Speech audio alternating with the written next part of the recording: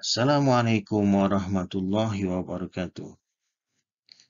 Pendidikan Islam tingkatan 2 pada hari ini akan membincangkan pelajaran 23 daripada bidang sirah yang bertajuk Wanita Suri Teladan. Di bawah tajuk Wanita Suri Teladan Umat ini, kita akan membincangkan tentang 4 orang tokoh yang terlibat dalam perjuangan penyebaran Islam bersama-sama dengan perjuangan Rasulullah SAW. Tokoh-tokoh tersebut adalah Sayyidatina Khadijah, Sayyidatina Aisyah, Sayyidatina Fatimah, dan Sayyidatina Sumayyah. Walau bagaimanapun, pada video kali ini kita akan memfokuskan kepada satu tokoh sahaja, iaitu tokoh Sayyidatina Khadijah binti Khuwailid yang dikenali sebagai isteri Rasulullah dan juga wanita pertama yang memeluk Islam.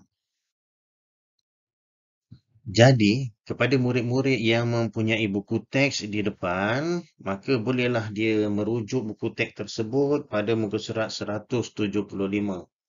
Okay. Di bawah tajuk Sayyidatina Khadijah, Permaisuri Hati Nabi.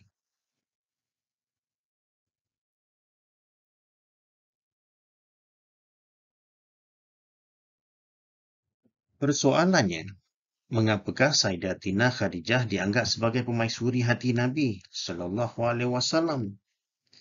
Ceritanya begini.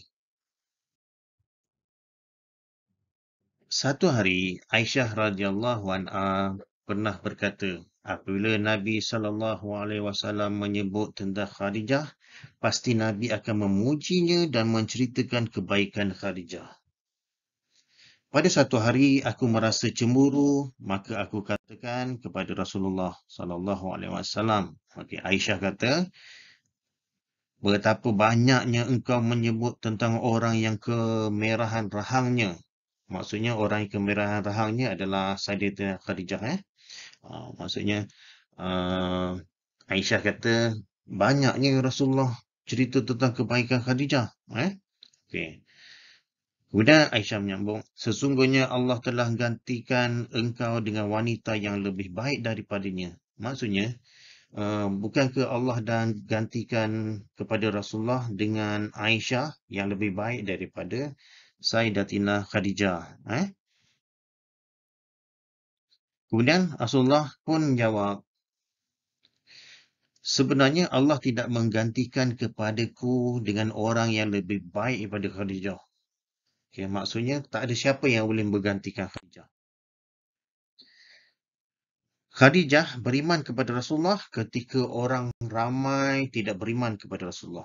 Waktu orang ramai-ramai tak beriman kepada Rasulullah, Khadijah tetap beriman kepada Rasulullah. Kemudian, Khadijah membenarkan kata-kata Rasulullah ketika orang lain tidak percaya kepada baginda. Lagi apa? Kemudian, Khadijah memberikan hartanya kepada Rasulullah ketika orang lain menahan harta mereka daripada Rasulullah. Lagi apa? Dan Allah kurniakan baginda mendapat anak melalui Khadijah ketika Allah tidak kurniakan kepada Rasulullah anak daripada wanita yang lain.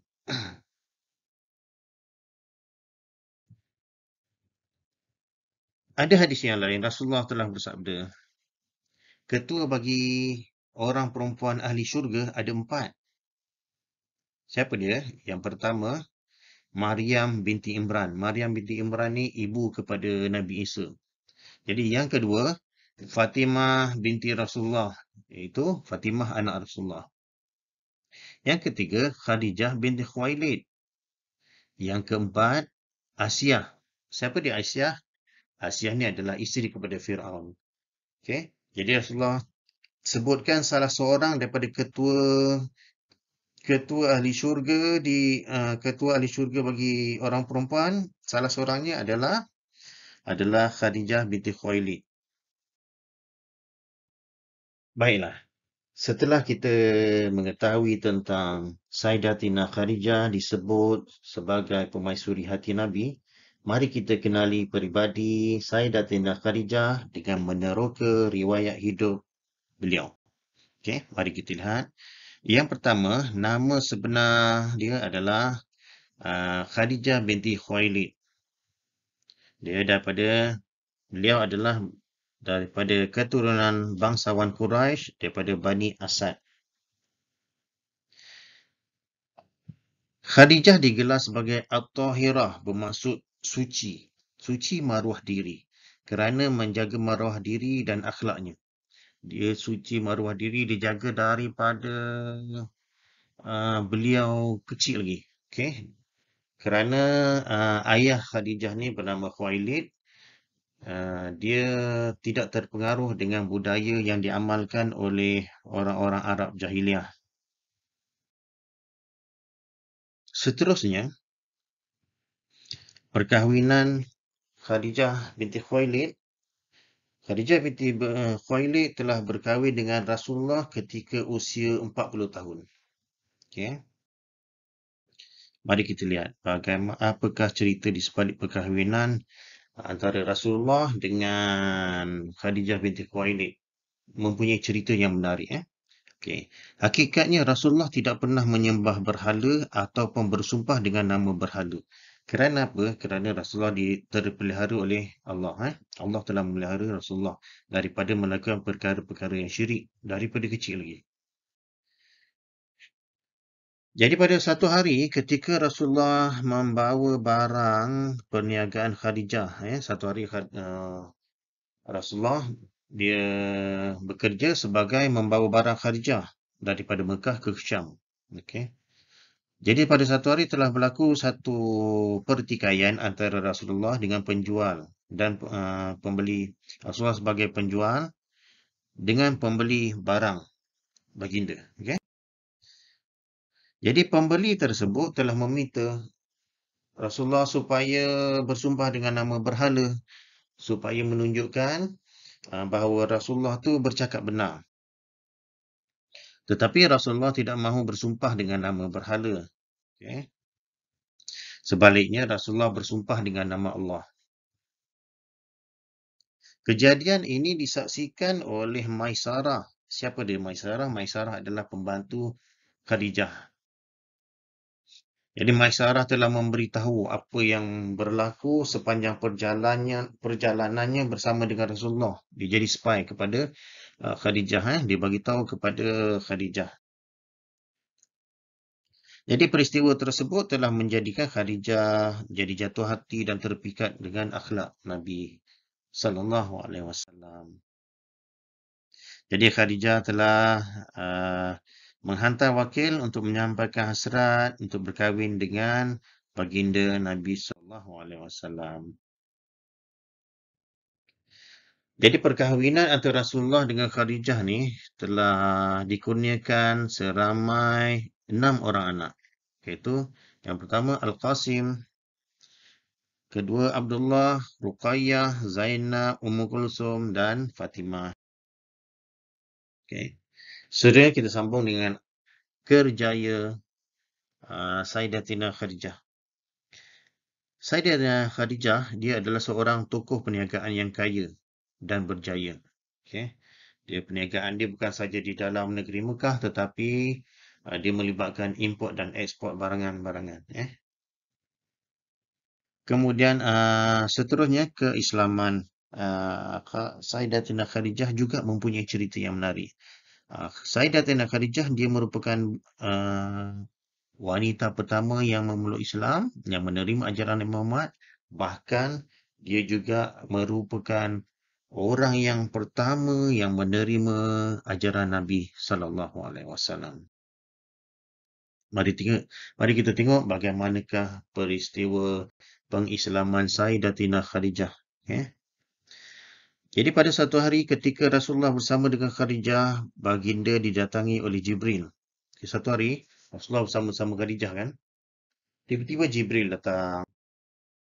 Kemudian Rasulullah kata, "Wahai Khadijah, Ni Jibril telah datang kepadaku.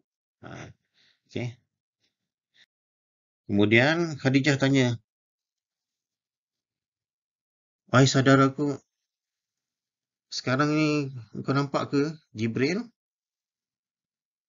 Rasulullah jawab, ya, ya, masih lagi nampak. Khadijah tanya lagi. Khadijah beritahu, okey, sekarang bangun dan duduklah di sebelah kananku.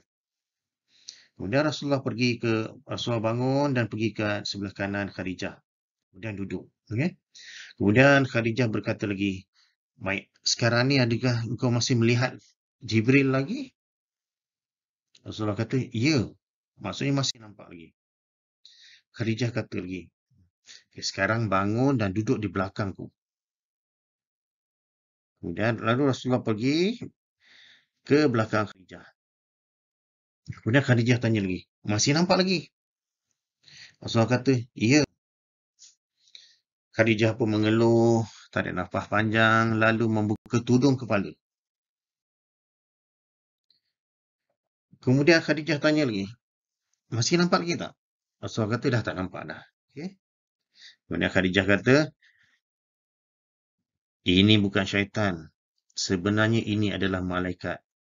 Maka sekarang, buat satu pendirian, tetapkanlah dirimu dan sampaikanlah berita gembira ini.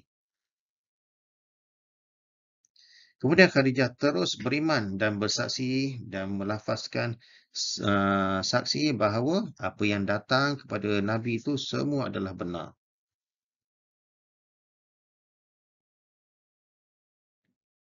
Baik, seterusnya kita sambung dengan peristiwa kewafatan Sayyidatina Khadijah.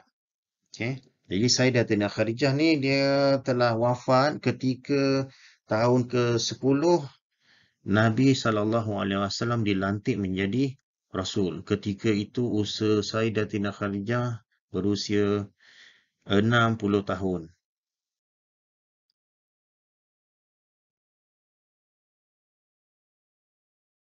Baik, terdapat satu peristiwa yang menarik tentang kewafatan Sayyidatina Khadijah. Maksudnya bukanlah kita seronok, tak. Tapi ada satu peristiwa yang kita boleh ambil uh, ibrah daripada dia. Pengajaran daripada dia.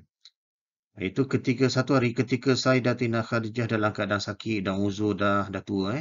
Okay. Beliau berkata, ya Rasulullah, aku ni dah tak ada harta dah. Dan dah tak ada harta dah untuk aku sumbangkan kepada Islam. Dah habis dah harta dia. Okay. Jadi andai selepas kematianku ini, tulang-tulangku ni boleh dijual untuk mendapatkan duit, dirham ataupun dinar, maka gunakanlah tulang-tulangku ini, maka jualkanlah tulang-tulangku ini untuk kepentingan dakwah. Maka Rasulullah dengar kata-kata Sayyidatina Khadijah ni, Rasulullah rasa sangat sedih. Okay. Jibril pun sama juga. Jibril pun sedih juga. Jibril telah bertemu dengan Allah dan melaporkan tentang kejadian tersebut. Kemudian Allah suruh Jibril sampaikan salam kepada Khadijah. Jadi Jibril telah berjumpa dengan Rasulullah dan suruh sampaikan salam kepada Khadijah. Jadi sebelum Khadijah wafat, Jibril telah datang dan memberi khabar gembira tentang syurga kepada Khadijah. Seronok bila kita dijanjikan syurga, terutama ketika kita nak mati. Okay. Jadi Jibril alaihissalam telah datang kepada Nabi SAW dan berkata, okay, wahai Rasulullah, Khadijah lah orang yang membawa bekas berisi makanan dan minuman ketika dia datang kepadamu. Maksudnya, dalam keadaan Rasulullah susah payah tu, Khadijah lah yang beri sokongan supaya Rasulullah jadi mudah dalam perjuangan menyebarkan Islam.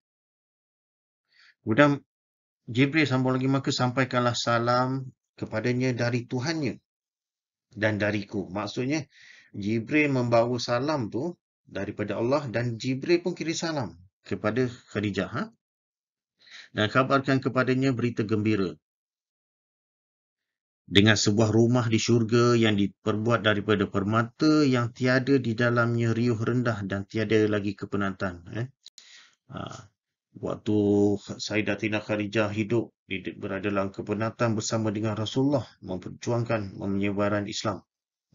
Jadi bila dah masuk syurga, dah tak ada dah bising-bising, dah tak ada dah kepenatan. Hanya seronok saja. Okay. Baik. Jadi, tugasan kita yang pertama, senaraikan 3 perkara yang penting tentang riwayat hidup Sayyidatina Khadijah. Okay. Apa yang kita nak tengok? Nama dia, gelaran dia dan keturunan. Boleh juga ambil yang lain. Baik, seterusnya, mari kita tengok apakah sifat utama yang ada dalam Sayyidatina Khadijah.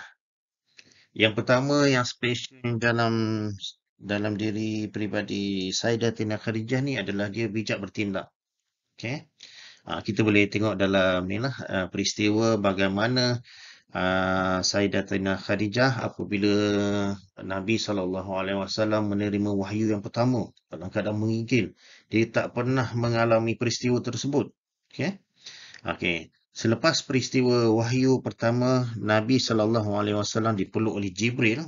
Baginda pulang dalam keadaan yang terlalu resah. Lalu baginda masuk ke rumah dan menemui Khadijah. Jadi baginda SAW berkata kepada Khadijah, selimutkan aku. Sehingga kan baginda hilang resah. Okay?